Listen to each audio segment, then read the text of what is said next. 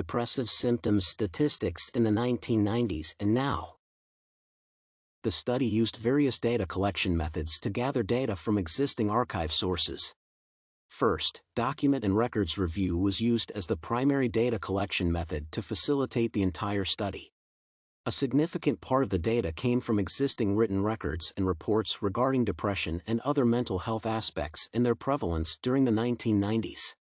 The method provided a wide range of information that enhanced the conclusions for the study. Furthermore, secondary information was required by evaluating information from different sources from the 1990s on the predominance of depressed symptoms. Moreover, the research utilized official documents on the diagnosis and treatment of mental disorders to access the data for the proposed study from a legal point of view.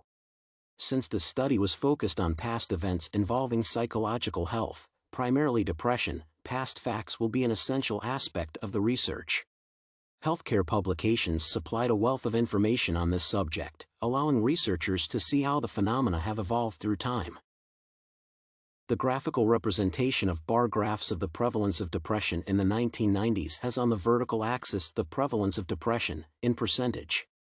On the horizontal axis are the year brackets from 1990 to 2016. The bar graph shows that depression has been a severe menace over the years, considering the higher prevalence of bar graph representation.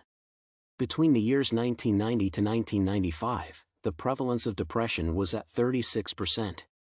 Similarly, during 1996 to 2000, the prevalence of depression in the study was 36%. The prevalence of depression in the consecutive year bracket, 2001 to 2005, was recorded at 26%. Consequently, a drop in the prevalence rate, 24%, was witnessed in the bracket year 2006 to 2010.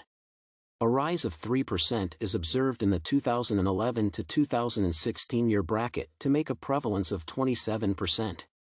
With the fluctuating rates of depression between the different year brackets, further research is needed to assess the factors that bring about such higher prevalence.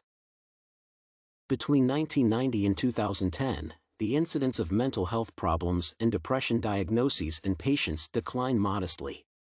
This decline could be attributable to more excellent detection of the disorder and growing public awareness and understanding of obtaining care in the modern 21st century. The medicinal innovations were few in the 1990s compared to the 21st century, where technological advances have been made in the medical field concerning diagnosing and treating depressive symptoms. Furthermore, since age is a cause or a consequence of depression and depressed side effects, depression is anticipated to fluctuate with time. However, there is no significant difference between the depressive symptoms of patients who had suffered depression in the 1990s and the current situation.